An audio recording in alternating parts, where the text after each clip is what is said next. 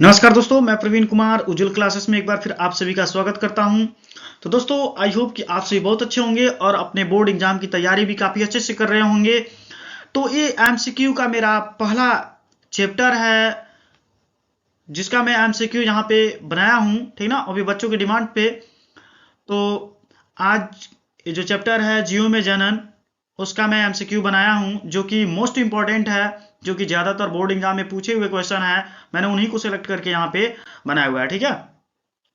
तो यहाँ पे आप ध्यान देंगे, ना तकलीफे ना संघर्ष तो क्या खाक मजा है जीने में, ना तकलीफे ना संघर्ष तो क्या खाक मजा है जीने में, बड़े बड़े तूफान भी थम जाते हैं, बड़े बड़े तूफान भी थम जाते हैं जब लक्ष्य रहेगा सीने में, जब लक्ष्य रहेगा सीने में।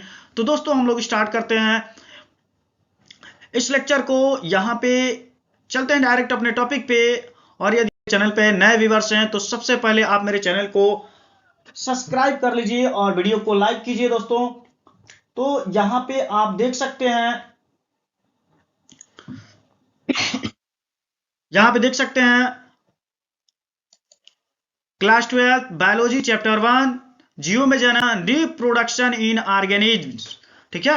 रिप्रोडक्शन इन ऑर्गेनिज्म, कैसे रिप्रोडक्शन करते हैं, तो ये सारी चीजें तो चैप्टर की बात है। बस यहाँ पे हमें सिर्फ हमने एमसीक्यू को सिलेक्ट किया हो, वो भी 25, ठीक है, जो कि ज्यादा से ज्यादा बोर्ड एग्जाम में पूछे हुए क्वेश्चन है। तो आप एक एक क्वेश्चन को अच्छे से रीड करेंगे दोस्तों, आप कॉपी पेन लेकर के बैठेंगे और उसको अच्छा रहेगा कि आप वहीं पे नोट करते चलेंगे। तो आपके जो भी यहाँ पे प्रॉब्लम्स होंगे वो सारी चीजें यहीं पे आप क्या कर लेंगे, सॉल्व कर लेंगे। आप 2-3 बार पढ़ेंगे, आपको हर एक क्वेश्चन का आंसर याद हो जाएगा, ठीक है।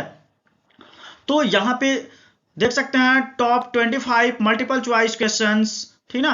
तो हम लोग पहला स्टार्ट करते हैं। यहाँ पे देखिए, जो पहला क्वेश्चन है क्या कह रहा है, कह रहा है जीवधारी के जन्म से मृत्यु के बीच की अवधि कहलाती है।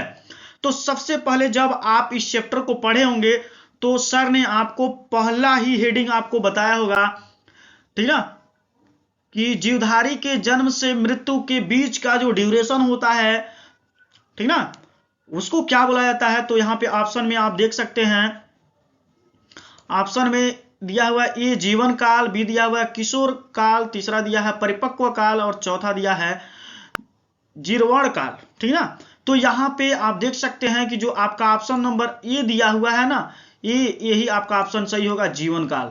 तो आप बताएंगे कि जीवधारी के जन्म से मृत्यु के बीच की अवधि क्या कहलाती है, तो जीवन काल कहलाती है, ठीक है।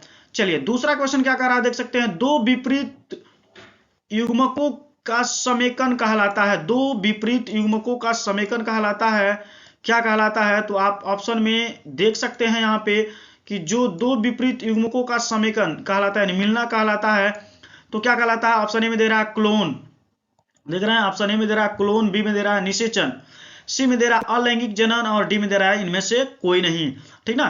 तो जब दो युग्मक आपस में मिलते हैं, मीन्स कह रहा है कि जब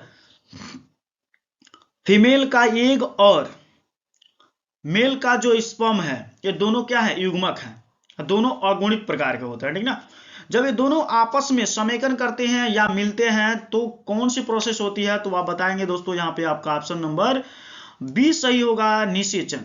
आपका ऑप्शन नंबर क्या होगा, बी सही होगा, क्या होगा दोस्तों, निषेचन, ठीक है। चलिए नेक्स्ट क्वेश्चन पे हम लोग चलते हैं। नेक्स्ट क्वेश्चन जो तीसरा है क्या कह रहा है, देख सकते हैं जनकों के समान संतति कोशिकाएं कहलाती हैं, जनकों के समान संतति कोशिकाएं कहलाती हैं। तो यहाँ पे देख सकते हैं थोड़ी लाइनिंग यहाँ पे टेढ़ी हो चुकी है, इसको हम इरेज कर दे रहे हैं, ठीक ना। तो आप यहाँ पे देख सकते हैं क्या कह रहा है कि जनकों के समान, ठीक ना, संतति कोशिकाएं कहलाती हैं। तो ऑप्शन ए में दे रहा है क्लोन कोशिका, बी में दे रहा है उत्तरीवर्ती कोशिका और सी में दे रहा है ए तथा बी दोनों, इनमें से कोई नहीं। तो यहाँ पे आपका ऑप्शन नंबर ए सही होगा, क्लोन कोशिका, ठीक ना। ये जनकों के समान संतति कोशिकाएं कहलाती हैं, तो ये क्या कहलाती हैं, तो क्लोन कोशिकाएं कहलाती हैं, ठीक है। चलिए आपका ऑप्शन नंबर 4 यहाँ पे डी यानी 4 क्वेश्चन क्या कह रहा है कि विखंडन विधि द्वारा अलैंगिक जनन पाया जाता है, ठीक ना। विखंडन विधि द्वारा अलैंगिक जनन पाया जाता है, आप लोगों ने बहुत अच्छे से इसको पढ़ा हुआ है। तो आप ऑफ कोर्स इसका जवाब दे सकते हैं दोस्तों, आप खुद ही जवाब दीजिए इसका क्या सही होगा। ठीक है, क्वेश्चन को एक बार और रीड कर लीजिए। कह रहा है विखंडन विधि द्वारा लैंगिक जनन पाया जाता है। तो किसमें पाया जाता है? आप ऑप्शन ए में देख सकते हैं। कह रहा है आपका ऑप्शन ए दे रहा है जीवाणु में, बी दे रहा है फीताकृमि में, सी दे रहा है यूकैरियोट्स में, और डी दे रहा है कोको में। ठीक ना, तो यहाँ पे आपका ऑप्शन नंबर कौन सा सही होगा ये देखना है आपको।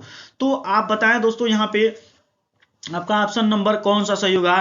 ठीक है, तो आपका ऑप्शन नंबर यहाँ पे ए सही होगा, जीवाणु में। ठीक ना, किसमें पाया जाता है? विखंडन विधि द्वारा अलैंगिक जनन पाया जाता है जीवाणु में। ठीक है, नेक्स्ट क्वेश्चन 5 चलते हैं। कह रहा पैरामीशियम में अलैंगिक जनन किस विधि के द्वारा होता है? पैरामीशियम में अलैंगिक जनन किस विधि द्वारा होता है? मुझे उम्मीद है कि जितने भी बच्चे इंटर क्लास में पढ़ते होंगे, सेकेंड ईयर जो इस बार एग्जाम देना है, उन सारी बच्चों को एक क्वेश्चन का आंसर पता होगा। ठीक ना, तो पैरामीशियम में अलैंगिक जनन किस विधि के द्वारा होता है? तो पहले तो जानिए कि पैरामीशियम में होता क्या है दोस्तों। पैरामीशियम में क्या होता है? बाइनरी फ्यूजन होता है, द्विविखंडन होता है। ठीक ना, तो यहाँ पे देखिए किसमें दे रहा है ऑप्शन में, पहला ऑप्शन में मुकुलन दिया हुआ है, दूसरा में बीजाणु द्वारा दिया है, तीसरा दिया द्विविखंडन द्वारा, और तथा ए तथा बी दोनों दिया हुआ है। ठीक ना, तो यहाँ पे आपका ऑप्शन नंबर सी सही होगा, यानी द्विविखंडन द्वारा। ठीक ना, यानी पैरामीशियम में बाइनरी फ्यूजन पाया जाता है, द्विविखंडन के द्वारा क्या होता है? इनमें लैंगिक अलैंगिक जनन होता है। ठीक है, नेक्स्ट क्वेश्चन 6 का कह रहा है कि कोको में अलैंगिक जनन किस विधि के द्वारा होता है? कोको में अलैंगिक जनन किस विधि के द्वारा होता है? तो कह रहा है ऑप्शन ए में दे रहा है बीजाणुओं द्वारा, बी में दे रहा है मुकुलन द्वारा, और सी में दे रहा है द्विविखंडन द्वारा, और डी में दे रहा है ए तथा बी दोनों के द्वारा दे रहा है। ठीक ना, तो देखिए दोस्तों जो कॉक होते हैं यानी फंजाई होते हैं, उनमें अलैंगिक जनन होता है, और होता है बीजाणु के द्वारा भी होता है और मुकुलन के द्वारा भी होता है। ठीक ना, इसलिए आपका ऑप्शन नंबर डी सही होगा, ए तथा बी दोनों के द्वारा कॉकों में क्या होता है? ये जनन की प्रोसेस होती है। चलिए नेक्स्ट क्वेश्चन पे चलते हैं हम लोग। देख सकते हैं यहाँ पे नेक्स्ट क्वेश्चन क्या कर रहा है 7वां, कि पादपों में कायिक संवर्धन में किस अंग की उपस्थिति आवश्यक है? पादपों में कायिक संवर्धन में किस अंग की उपस्थिति आवश्यक है? तो आपको बताएं, यहाँ पे ऑप्शन ए में दिया हुआ है, देख सकते हैं आपका ऑप्शन ए में दिया हुआ है पुष्प, बी में दिया हुआ है मूल, सी में दिया हुआ है दल, और डी में दे रहा है कलिका। तो पौधे में कायिक जो संवर्धन होता है आप याद रखेंगे जड़, तना और पत्ती के द्वारा होता है। ठीक ना, यहाँ पे तो इसमें क्या होता है? कायिक, यहाँ पे जो कली दिया है ना कलिका, यहाँ पे आपका ऑप्शन नंबर डी सही होगा, कलिका के द्वारा होता है। ठीक ना, कलिका सही होगा। यहाँ पे दोस्तों क्या सही होगा? यहाँ पे जो आपका ऑप्शन नंबर डी सही होगा, कलिका। ठीक है, चलिए नेक्स्ट की बात करते हैं। 8वां क्वेश्चन कर रहा है घनकंद का उदाहरण है। घनकंद का उदाहरण है, तो यहाँ पे ऑप्शन ए में दे रहा है क्रोकस, बी में दे रहा है रोजा, और सी में दे रहा है ट्यूलिप, और डी में दे रहा है मेंथा। तो यहाँ पे एक थोड़ा टफ क्वेश्चन होगा दोस्तों। यहाँ पे घनकंद का उदाहरण आप समझ सकते हैं, यहाँ पे ऑप्शन ए में दिया हुआ है, बी में दिया, तो यहाँ पे देखिए आपका ऑप्शन नंबर ए सही होगा दोस्तों, क्रोकस, यानी क्रोकस। यहाँ पे आपका ऑप्शन क्या सही होगा? ए। इसमें ऑप्शन ए में क्या सही होगा? क्रोकस सही होगा। ठीक है, चलिए नेक्स्ट नंबर क्वेश्चन क्या कर रहा है 9 नंबर की रेंग कर क्षैतिज रूप से वृद्धिशील प्ररोह कहलाता है। क्या कहलाता है? यहाँ पे रेंग कर क्षैतिज रूप से वृद्धिशील प्ररोह कहलाता है। तो ऑप्शन ए में दिया है राइजोम, बी में दिया है घनकंद, सी में दिया है प्रकंद, और डी में दिया है भूस्तारी। तो 9 नंबर जो है उसमें क्या है? भूस्तारी है। यहाँ पे आपका ऑप्शन नंबर डी सही होगा, भूस्तारी। क्या होता है? भूस्तारी होता है जो रेंग कर क्षैतिज रूप से वृद्धिशील प्ररोह होता है। चलिए नेक्स्ट क्वेश्चन क्या कह रहा है 10 नंबर कह रहा है आलू का कंद वास्तव में किसका उदाहरण है? आलू का कंद किसका उदाहरण है दोस्तों? तो आलू का कंद किसका उदाहरण है आप बताएंगे। ऑप्शन ए में दे रहा है आपका ऑप्शन ए में दे रहा है जड़, बी में दे रहा है पत्ती, सी में दे रहा है तना, और डी में दे रहा है इनमें से कोई नहीं। ठीक है, तो यहाँ पे देखिएंगे दोस्तों आपका यहाँ पे ऑप्शन नंबर सही होगा, यहाँ पे सी। ठीक ना, जो आलू का घनकंद होता है वो वास्तव में क्या होता है? वास्तव में तना होता है। ठीक है, चलिए नेक्स्ट क्वेश्चन 11 नंबर क्वेश्चन में देख सकते हैं कि 11 नंबर क्वेश्चन क्या कह रहा है दोस्तों यहाँ पे। तो कह रहा है कि फीता कृमि में अलैंगिक जनन किस विधि द्वारा होता है? फीता कृमि में अलैंगिक जनन किस विधि के द्वारा होता है आप बताएं दोस्तों। यहाँ पे आप ऑप्शन में देख सकते हैं ऑप्शन में दिया हुआ है मुकुलन, बी में दिया हुआ है खंडन, सी में दे रहा है कलिका और डी में दे रहा है ए तथा बी दोनों दिया हुआ है, ठीक ना। तो यहाँ पे आप बताएंगे पिताकृमि में अलैंगिक जनन किस विधि द्वारा होता है, तो पिताकृमि में जो अलैंगिक विधि होता है उसमें कौन सा मेथड पाया जाता है, तो आप बताएंगे खंडन के द्वारा। यानी आपका ऑप्शन नंबर यहाँ पे कौन सा सही होगा दोस्तों, बी सही होगा, खंडन द्वारा, ठीक है। चलिए नेक्स्ट क्वेश्चन 12, भूस्तारी पादपों का कृत्रिम संवर्धन किस विधि से करते हैं, यानी भूस्तारी पादपों का कृत्रिम संवर्धन किस रूप से करते हैं, तो कह रहा है पहला कटान, दूसरा कह रहा है रोपण, तीसरा कह रहा है मुकुलन, चौथा कह रहा है परतन, ठीक ना। क्या कह रहा है, कटान, रोपण, मुकुलन और परतन कह रहा है, तो यहाँ पे आपका ऑप्शन नंबर दोस्तों सही होगा परतन, ठीक ना। यहाँ पे क्या होगा, आपका ऑप्शन नंबर डी सही होगा, परतन।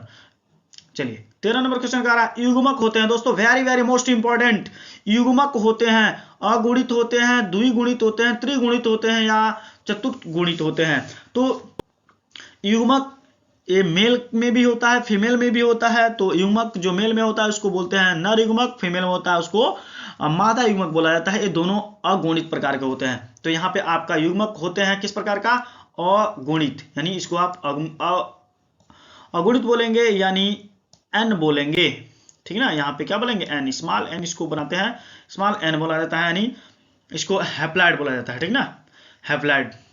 फिर कह रहा है 14 नंबर क्वेश्चन, निम्न में से कौन सी क्रिया पुष्प पादपों में जनन प्रवस्था को इंगित करती है।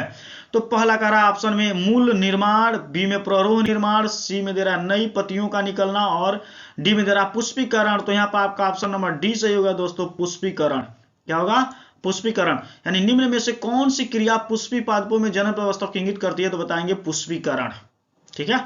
चलिए नेक्स्ट क्या कह रहा है, देख सकते हैं यहाँ पे 15 नंबर जो क्वेश्चन कह रहा है कि युग्मकों के निर्माण की क्रिया कहलाती है, युग्मकों के निर्माण की क्रिया कहलाती है। तो युग्मनज, भ्रूणोद्भवन और निषेचन और इनमें से कोई नहीं। तो आपका ऑप्शन नंबर यहाँ पे दोस्तों सही होगा, युग्मनज, ठीक ना। यानी the formation of gametes is known as gametogenesis. क्या बोलेंगे, the formation of gametes is known as gametogenesis, यानी वह प्रक्रिया जिसमें क्या हो रहा है, युग्मक बन रहा है, उसको युग्मक जनन बोला जाता है, ठीक है। चलिए 16 नंबर क्वेश्चन क्या रहा है, यूलोथ्रिक्स में किस प्रकार के युग्मक पाए जाते हैं, यूलोथ्रिक्स में किस प्रकार के युग्मक पाए जाते हैं। तो विषम युग्मक पाए जाते हैं, सम युग्मक पाए जाते हैं, असम युग्मक पाए जाते हैं और अंड युग्मक पाए जाते हैं। तो यहाँ पे आपका ऑप्शन नंबर बी सही होगा, सम युग्मक पाए जाते हैं। यहाँ पे क्या पाए जाते हैं, सम युग्मक पाए जाते हैं दोस्तों, ठीक है। यहाँ पे क्या पाए जाते हैं, सम युग्मक, यानी यूलोथ्रिक्स में किस प्रकार का युग्मक पाया जाता है, तो बताएंगे सम युग्मक। इसमें जो युग्मक होते हैं समान प्रकार के होते हैं, यानी होमोजाइगस होते हैं, होमोगैमेट्स बोलते हैं इसको, ठीक है। चलिए नेक्स्ट 17 नंबर क्वेश्चन करा, विषम युग्मक पाए जाते हैं। विषम युग्मक किस में पाए जाते हैं, तो कवक में, ऑप्शन ए में दे रहा है कवक में, यहाँ पे क्या कर रहा है, ऑप्शन ए में दे रहा है कवक में, बी में दे रहा है अनावृत बीजी पादपों में, ब्रायोफाइट्स में और टेरिडोफाइट्स में। तो आपका ऑप्शन नंबर यहाँ पे सी सही होगा दोस्तों, ब्रायोफाइट्स में, ठीक ना। ब्रायोफाइट्स में विषम युग्मक पाए जाते हैं, ठीक ना, हेट्रोगैमेट्स पाए जाते हैं। चलिए तो हेट्रोगैमेट्स हो गया। अब बात करते हैं समबीजाणुक अवस्था पाई जाती है, समबीजाणुक अवस्था किस में पाई जाती है। तो पहला में दिया आवृत बीजी में, बी दिया अनावृत बीजी में, सी दिया अधिकांश टेरिडोफाइट्स में और ये सभी में, ठीक ना। तो जो आपका 18 नंबर जो क्वेश्चन कर रहा है समबीजाणुक अवस्था पाई जाती है, तो दोस्तों आपका ऑप्शन नंबर यहाँ पर सी सही होगा, अधिकांश टेरिडोफाइट्स में पाए जाते हैं। एक किस में पाए जाते हैं, तो अधिकांश टेरिडोफाइट में पाए जाते हैं। चलिए नेक्स्ट क्वेश्चन पे हम लोग चलते हैं दोस्तों। अगर आपको वीडियो अच्छा लग रहा हो तो आप प्लीज मेरे चैनल को सब्सक्राइब कर लीजिए और वीडियो को लाइक कीजिए दोस्तों, ज्यादा से ज्यादा अपने दोस्तों के पास भी शेयर कीजिए, ठीक है। क्योंकि अब आपको इसके पूरे चैप्टर वाइज आपके एमसीक्यू मिल जाएंगे, ठीक ना, वो भी फ्री ऑफ कॉस्ट। जुड़िए मेरे चैनल से, पेपर की तैयारी जबरदस्त कीजिए, आपको बहुत सारे क्वेश्चंस बताए जाएंगे जो आपके बोर्ड एग्जाम में पूछे जाने की चांस है, उसको यहाँ पे सॉल्व कराए जाएंगे, ठीक है।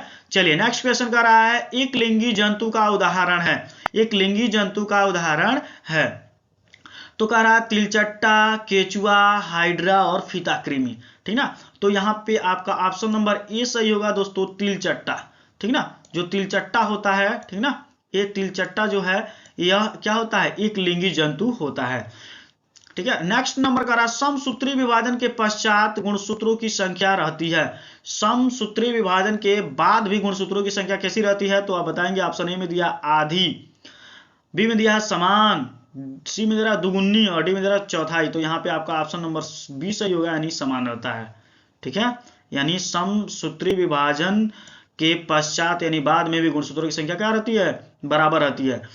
21 नंबर क्वेश्चन क्या कह रहा है, आवृतबीजी पादपों में नर युग्मकों का स्थानांतरण किसके द्वारा होता है। कह रहा है कि आवृतबीजी पादपों में नर युग्मकों का स्थानांतरण किसके द्वारा होता है। तो यहाँ पे दिया है ऑप्शन ए में परागकण के द्वारा, बी में दिया है जयांग के द्वारा, सी में दिया हुआ है दल के द्वारा और डी में दिया हुआ है बाह्य दल के द्वारा। तो आवृतबीजी पादपों में नर युग्मकों का स्थानांतरण किसके द्वारा होता है, तो बताएंगे परागकण के द्वारा। ऑप्शन ए सही होगा, परागकण के द्वारा होता है, यानी पॉलन ग्रेन के द्वारा होता है। ठीक है, चलिए 22 नंबर क्वेश्चन का रहा है युग्मनज प्राय होता है। युग्मनज कैसा होता है दोस्तों, युग्मनज, युग्मक दूसरा चीज है दोस्तों, युग्मक दूसरा चीज है, युग्मनज दूसरा चीज है। युग्मनज उसको बोलते हैं जब मेल गैमिट्स और female gametes are combined to each other, ठीक ना, देन फॉर्म जाइगोट, उसको बोलते हैं, क्या बोलते हैं, तो उसको बोला जाता है द्विगुणित। क्या बोला जाता है, उसको द्विगुणित बोला जाता है। ठीक ना, ये इसको युग्मनज बोला जाता है, यानी युग्मनज प्राय होता है, द्विगुणित होता है। क्या होता है, यानी नेचर में 2n होता है, जिसको डिप्लॉयड बोला जाता है।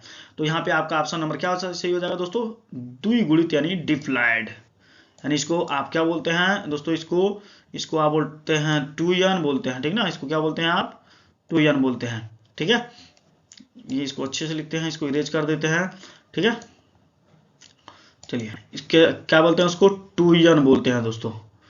ठीक है, इसको 2n बोलते हैं। ठीक है, जो डिप्लॉयड नेचर के होते हैं। चलिए नेक्स्ट क्वेश्चन, 23 नंबर क्वेश्चन कर रहा है बाह्य निषेचन पाया जाता है। बाह्य निषेचन भाई दोस्तों मैंने पढ़ा दिया, ये चीज पढ़ा दिया गया होगा आपको कि बाह्य निषेचन क्या होता है, आंतरिक निषेचन क्या होता है। ठीक ना, किसमें पाया जाता है, तो देखिए बाह्य निषेचन जो है ना वो क्या किसमें पाए जाते हैं, तो मेढकों में पाए जाते हैं। जैसे ऑप्शन में दिया है मानव में, मेढक में, बंदर में, सरीसृप में, तो मेढकों में पाया जाता है बाह्य निषेचन। ठीक ना, आंतरिक निषेचन की बात करते हैं तो मनुष्यों में पाया जाता है, जानवरों में पाया जाता है। ठीक ना, तो यहाँ पे आपका ऑप्शन नंबर क्या सही होगा, बी, मेढक में। ठीक है, तो बाह्य निषेचन किसमें पाया जाता है दोस्तों, मेढक में पाया जाता है। ठीक ना, चलिए 24 नंबर क्वेश्चन का रहा अंड प्रजक जीव का उदाहरण है। अंड प्रजक जीव का उदाहरण है, यानी अंडा देने वाले जीव का उदाहरण बताइए। तो पक्षी हो गया, मानव हो गया, चमगादड़ और कुत्ता। तो इसमें बताइए ऑप्शन नंबर कौन सही होगा, तो आप ऑप्शन नंबर ए बताएंगे दोस्तों, पक्षी। यानी अंड प्रजक यानी अंडे देने वाले जीव जो है वो क्या है, पक्षी है। ठीक है, इस लेक्चर का अंतिम क्वेश्चन है, लास्ट क्वेश्चन है, द्विविभाजन एक है। द्विविभाजन क्या है, कैसी प्रक्रिया है, तो आप बताएंगे। ऑप्शन ए में दिया हुआ है माइक्रोप्रोपेगेशन, बी में दिया हुआ है कायिक जनन, सी में दिया हुआ है मैक्रोप्रोपेगेशन और डी में दिया हुआ है लैंगिक जनन। ठीक ना, तो आपका ऑप्शन नंबर दोस्तों यहाँ पे क्या सही होगा, यहाँ पे आपका ऑप्शन नंबर बी सही होगा, कायिक जनन। क्या होता है दोस्तों यहाँ पे, कायिक जनन। द्विविभाजन है एक कायिक जनन प्रक्रिया, वेजिटेटिव रिप्रोडक्शन है। ठीक है, वेजिटेटिव प्रोपेगेशन भी बोला जाता है इसको। तो बस आज के दोस्तों आज की इस वीडियो में बस इतने ही। ठीक है, आई होप कि आपको सभी क्वेश्चंस आपको बहुत अच्छे से समझ में आए होंगे, इसके आंसर भी आपको देने में मजा आए होंगे। ठीक ना, और आपको याद भी बहुत अच्छे से हो जाएंगे और अपने बोर्ड एग्जाम में आप ये ऑफ कोर्स इससे क्वेश्चन आने वाले जो होंगे उसको अच्छे से एमसीक्यू भी आप लोग कर लेंगे। ठीक है, तो दोस्तों बस आज के लिए इतना ही। यदि आप मेरे चैनल पर नए व्यूअर्स हैं तो आप मेरे चैनल को सब्सक्राइब कर लें, साथ ही साथ बेल आइकन दबाना बिल्कुल ना भूलें दोस्तों, जिससे कि मेरा जो भी नेक्स्ट वीडियो है उसका नोटिफिकेशन सबसे पहले आपको प्राप्त हो। Thanks for watching video. जय हिंद।